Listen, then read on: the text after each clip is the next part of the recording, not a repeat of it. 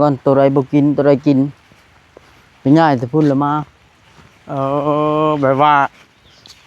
คือบ่ปล่อยเลยหึยามมันออกหัวบ่รู้ว่าไดจักคือว่าเพิ่นบอกให้ผูกไว้นั่นเขาสวนมะเพชร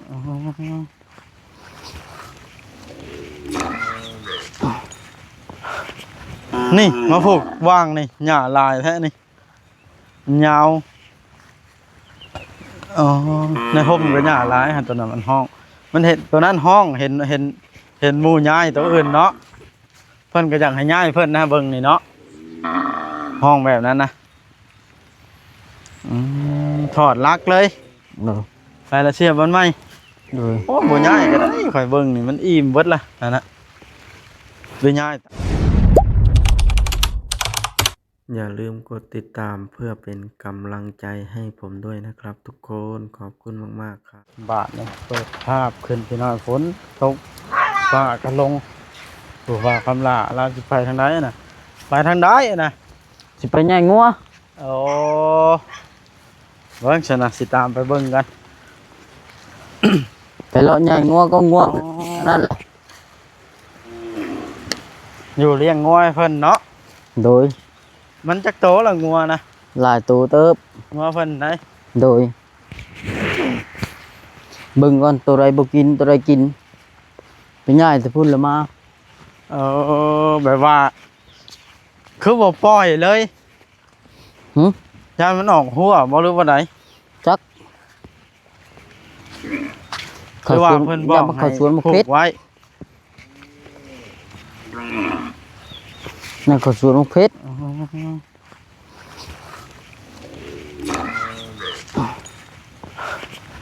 นี่มาผูกว่างนี่หญ้าลายแท้นี่ยาว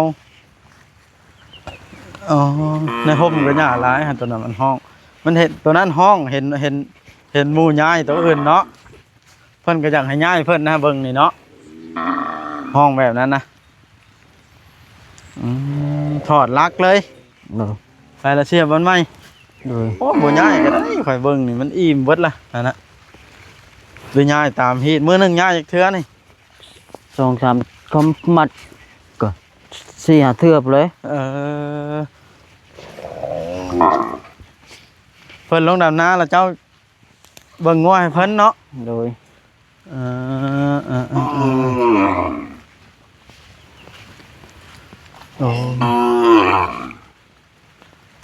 ห้องหาตะลูกมันเห็นก็ห้องแม่นว่าห้องหาลูกมันห้องให้คนนานย้ายน่ะมา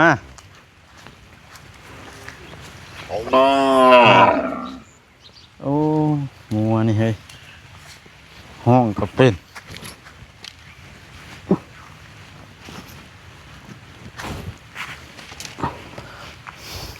คันปล่อยปัญญามันโดดหัวออกเนาะโดยถึงสิมีหัวอยู่กับตามงัวลุงเสิร์ชเบิดบ่นี่โดยเนาะมะเขือขึ้นต่ำกินเนาะโดยกินกับหยังโอ้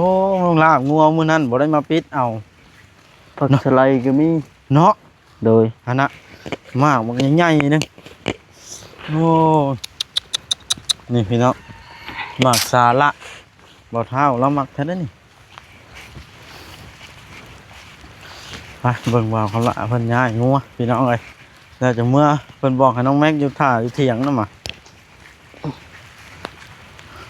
พี่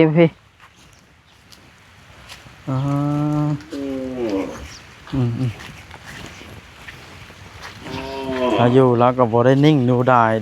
พี่น้องเอ้ยเราอยู่น้ำเพิ่นแล้วก็ง่ายงัวง่ายควายเพิ่นอยู่บ้านท่านอย่าดิ้งดูได้ง่ายงัวง่ายควายให้ลูกท่านเล่น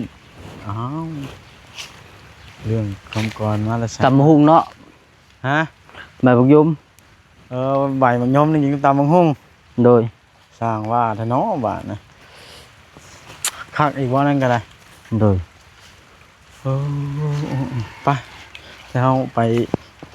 เบิ่งอดีตวางเจ้าเคยนอนนะเปลี่ยนไปแล้วเดี๋ยวนี้เนาะ โดย ผู้เพื่อนประเสริฐก็ยังเปลี่ยนไปคุณน่ะ หลังแดงก็ซื้ออยู่ มันงามๆเนาะ โดย บ่ย่านฝนฟ้าฝนอันนั้นอีกท่ามกลางสายฝนพี่น้องไอ้ตอนนี้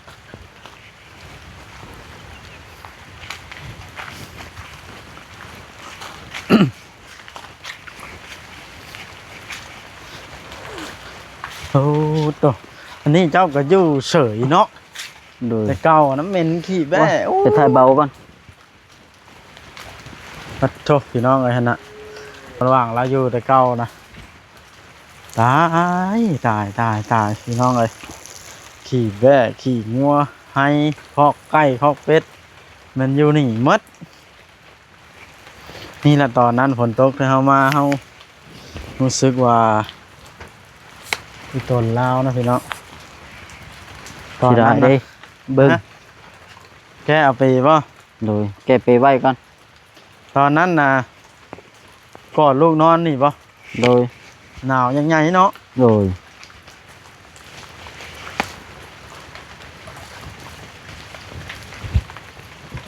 เพิ่นเอามาปลูกบ่ไหวหรือมันเกิดเองเนี่ย ตัวเก่าแล้วมันเกิดเอง บ่ไหวใหญ่เห็นไหม โดย แม่นแล้วเจ้าต้องแก้เอาไปผูกไปกระล่างพูนเนาะ โดย ว่าเจ้าไปบอนเจ้าจึงถือไว้บาดน่ะเนาะ โดย ถูกปะเขากระล่างใหญ่โอ้รถไถเพิ่นบ่ย่านมันดอกมาตากฝนไว้เขากระล่างเนาะฝนตกมันดอกได้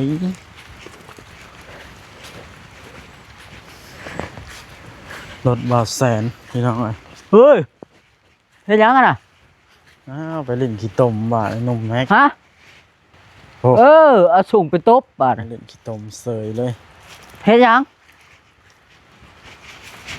ฮะ สิพูกว่าไหนบาทน่ะจังสิเหมาะ ไม่มีแล้ว เอาวันไหน เอาบทนี้ได้ ว่าหันได้ เลย นี่คอยว่าตัวนี้โอ้ยบนแน่นเนาะ โดยใส่ดีใส่ค้างนั่นได้ โอ้มันทางยางใส่ว่างบทางบ่ยางคอยว่านั่นละรถสิ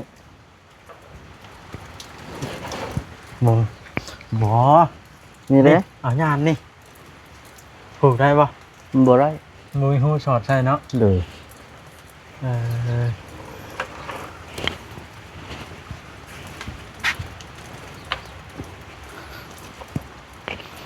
มันแห้งกันเอาความกำลังแว่นยังดอก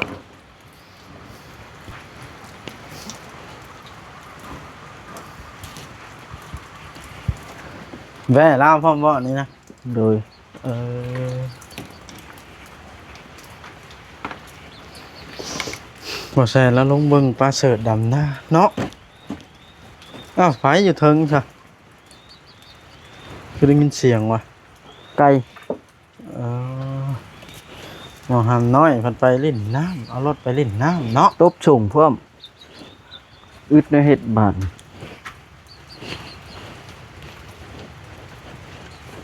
งานนี่ป่ะ โดยว างอะไรนี่ปองแล้วนะกังเจ้าบุกแก้เอาเจ้าบุญยังเอากังอันเก่านะยันมันขาดป่ะ หมอก็ได้กัง หวังลาสิปูพี่น้องไอ้เพิ่นอยู่เอาลูกอยู่เถียง แล้วก็เลี้ยงงัวให้เพิ่นเวลาเพิ่นไปดำให้ดำนาเนาะ โดย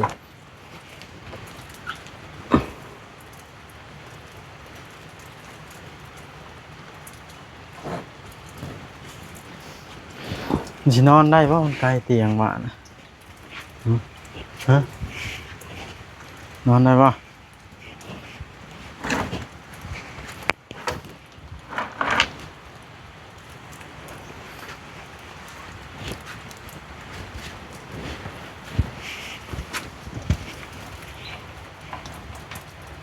คือแล้วหวานเลยเนาะก็สูงโพดตกลงอีกพอดี พื่อมันไหล งัวมันหนาวเนาะเพลงนั้นอยู่หั่นเนาะโอ้คักว่ะมันแห้งจำสินอนนี่มันยังเปียกอยู่นี่เนาะ โดย ตัวนี้แล้วมันสิอยู่บ่นี่ หาเสื้อก่อน โอ้ยบ่อยู่นี่หรือบ่แน่บ่ จักงามฮู้ เดี๋ยวเสียกเส้นเดียวขนาดนี้ก็ได้ เห็นแล้วบาดนี้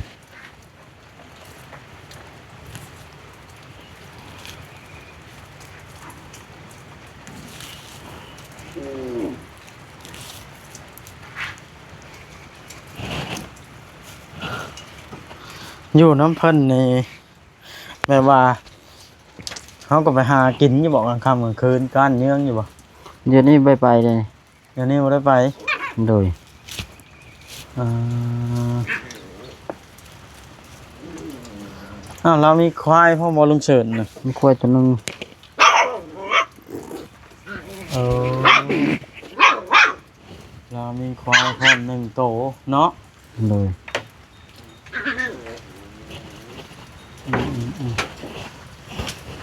เดี๋ยวตับชูชิแตกแล้วเจอกระเบน อันใดโอ้มันสูงทั้งบาทโอ้ยตายแบบนี้ตีนบ่ถึงเป็นนอนก็ได้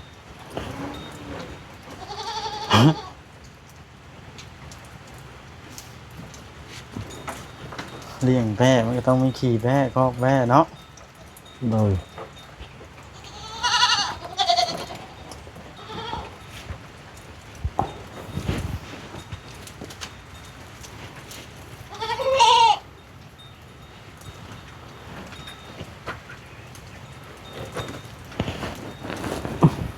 มึงลองก่อน สิลองว่ากันไหน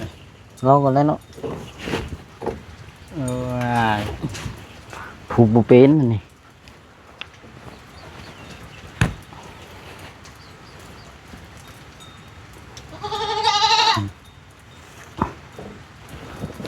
พอสิแห้งเนาะลุงเฉิดเนาะพลก็ได้ ไทยหน้าก็ยังเมื่อยพอดีไปตุ่มเลือกว่าพี่ เหนียวขนาดแล้วเนาะ เหนียวเลย แม่นแล้ว เฮง พอสิแห้ง อย่างว่าน้ำบุรีน้ นานโอเคแล้วบ้านนี่บดเลย นั่งได้ละ นั่งได้มา โยมเพราะเวลาน้องแม็กนอนก็เอานอนได้แล้วบาดนะ โดย ำเล่นมากเดียวก็ พอแซนนะ เอ้ยไอ้ ไปหาลิ้นเนาะ ขึ้นยังก็ถะ ทางเด้อ ทางนะ มาแม่มาไหนหมดนี่ ออกนอก ไปใครเอานะไหมมันเข่าจะได้นะฮะ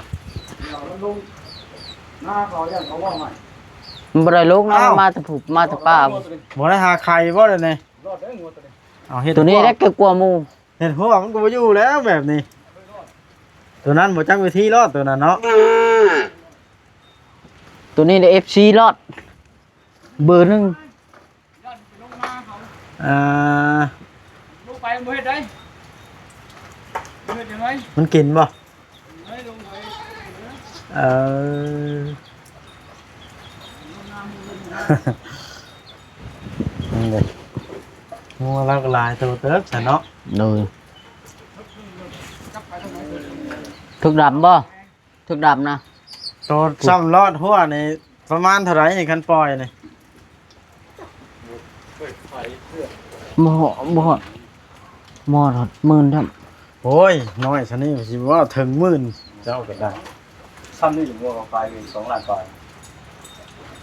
2 ล้านปลาย 3,000 นี่เนาะ 2 ล้านหาซ้ำมึงเด้ง เออพอซื้อกินอยู่งัวกูมื้อนี่มันจะถือได้บ่คือแต่ก่อน ซ้ำมึงเด้งนะ2 ล้านหาไป เด้สามตัวนี้เลยนี่3 ล้าน เป็นราคาอะไร บ่ กูมื้อนี่บ่เป็น อยู่พุ่นน่ะซะบ้านเมียล่ะ3 ล้าน มันแล้วสมัยนั้นเนาะ บ่สมัยนั้นนะช่วงลงมานี่นะนี่ เดี๋ยวนี้ย่านอยู่ตีนี่เห็นบ่ได้อยู่ตี บ่ได้งัวนะมันตึกเดี๋ยวนี้ หมายถึงแบ่ก็ไข่แบ่ก็ใหญ่แน่แบ่ก็ช่องโตเรืองวดตัวนึง โอ้แบะแพงกว่างัวเด้อแบะ แ ตัวน้อยๆซั่นนี่ยนราคามันเหยียบซ้ำงัวใหญ่อันนั้นได้ นี่นะนี่แม่นี่2ล้านนี่ที่ดูขายเลย แบ่นี่ได้ แม่น้อยนี่แม่ อ๋ นี่ อก็ โอ้มีเบ้นะโอ้มีเบ้หาก็เลี้ยง บ่แสนลงทุนบ่ โอ้ตายโหอยู่บ่อัดอยู่ เอา อ่า เอาเพิ่นลง ไอ้เอ้ยมาได้เม็ดแต่ถังฮะ โอ้ไปเล่น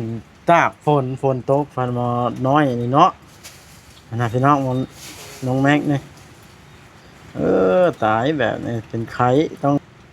มาไว้ ผ่านได้เราทานที่ให้ เนาะ ไม่ได้ พอตะบีปด คนนี้เหนียวอ๋อมึงไอ้สัตว์จริงๆแห้งลิ้นนี่เป็นแห้งมันลิ้น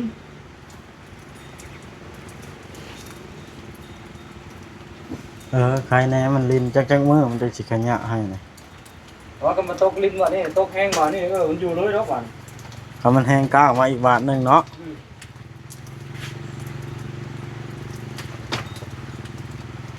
โอ้เอ้า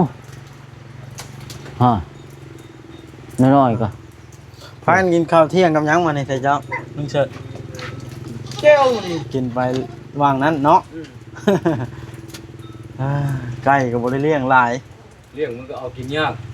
ไก่นี่ยับบ่ได้ แม่นึงก็เห็นอยู่ปุ๊บปงลูกไปยามใดยับบ่ได้เด้จับสิจับได้แล้วแหละ อื่นแล้วหลายยิงเอาจังสิได้กิน นอ มัน น อยู่ปลายนั่นนู่นแหละ กลางคืนคือนอนบ่ไหม้พอ บ่ไหม้บ่ได้โอ้ยสั่นมันเหมือนยังปานนี้ดอก โอ้ยบ่แซ่นานขึ้นมาได้ชวนละเมื่อนี่เมื่อปลาเด้กันนานขึ้นมาหลายเนาะ เรื่องหากระโปรงลูกเขาเห็น จักโตรวมเบิดงัวเจ้าอะไรกันนะคือเห็นหลายทั่วเดินนี่ จักก็เลยไม่นับเลย มันฮอดว่าจะสาว บ่ฮอดแล้ว10 10ปลายเนาะ ไป เออ ตายนำได้บ่คายเทื่อได้ มันอันนั้นเดินกว้างบ่ง่ายเนาะเจ้าเลี้ยงงัวมีเดิน แล้วนาก็ใครดอกกำแล้วนาพุ่นได้โคกพุ่น อ่ะ หนทางพุ่นเลยติดทางดำ มันไอ้งัวตัวนี้หมู่จุ้ยเบิดเพันจ้อยเป็นหยั โอ้ งอะนี่ สดสิสองน้องเลยนี่ อันนี้ได้โอ้ยจำงัวบ่ทันได้น้องอีกเทื่อ สอง เนาะ น้องอะไรเด้น้องมาแล้วตัวนี้นี่น้องมาแล้วนี่ น้องใหญ่กว่าล่ะ น้องที่สองก็มันแล้วเด้นี่ตัวนี่ตัว ดูผู้เจ้าคิงเยง ซักยาให้มันจ้ะ งัวหยอดเนาะ มันเจ็บท้องใช่โอ้มีสมบูรณ์งัวเลี้ยงบ่ได้คายจักเทื่อ บ่ได้ค่อยขายมันเนาะโอ้ไปหาใช้ส่งให้คนน้อยแม่อันล้อมล่ะมันบ่เป็นแน่นี่มันไข่นะของมันกิน มาไว้ ไปตากฝนเอารถไปซุกตามน้ำฝน ขายบ่สิได้แพงปีนี้ก็ล่มทิ่มตัวนึงไปตกห้องอยู่พวกดื้อกินใบ มัน ไผ่ ยามมันนั่นเนาะยามแรงมันบ่มีอันกิน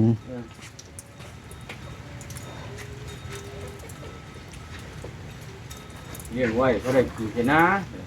งัวนะ งามย้อนติ อันนี้มันน้ำแรงมันไปทางไหนได้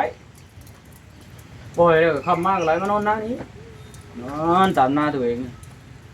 มานอนใส่หน้าตัวเองก็เป็นแหละยามแรงยามปล่อยแต่แท้ ไป ได้ ทางไหนได้ยามปล่อยก็ได้ไปปล่อยเจ็บปากมาก็สิเห็นเนาะแต่ดึงได้ มันแว่น้อยนะบ่ ปากเปื่อยเลยยางซื้อ นี่ล่ะพี่น้องเข้ามามื้อนี้ก็ได้บ่ได้มีหยังหลายพี่น้องมาอัปเดตเพิ่นก่อนพวกทางลูกชายบ่าวคำลาไปตู้เพิ่นไปหาส่งเสื้อผ้าเตรียมใส่เด้อพี่น้องเอ้ยปลาเปื่อยเฮาบ่กล้าทาด ฮะตอบเพราะนะโอ้ทางบอแซนก็ขึ้นมาแล้วนั่นเด็อย่างซ้ำมันนั่นหนูดาวเป็นลูกสาวกกจบชั้นม .6 โรงเรียนบ้านหนองใหญ่อันนั้นก็ได้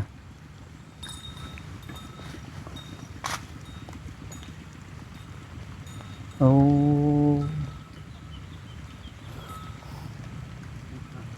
ซ้ำพระเอกนางเกาหลีเนาะเดี๋ยวนี้นะซ้ำประธานกูเนาะ เดี๋ยวประธานกูนี่ไหนเป็นย่างผ้าทงอันนี้หรือว่าไปย่างผ้าทงประธานกูก็ได้ซ้ำประธานกูวะ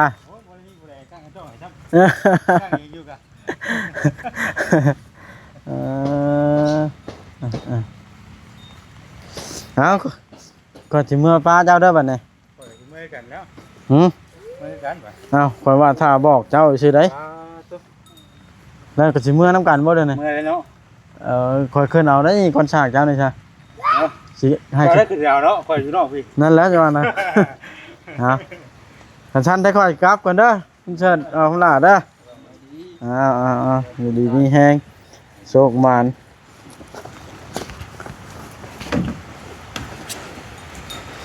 ลุงเชิด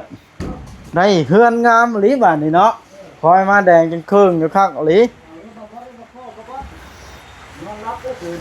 อย่าแล้วมาข้อบ่เอาได้ไว้มากินมื้อหน้า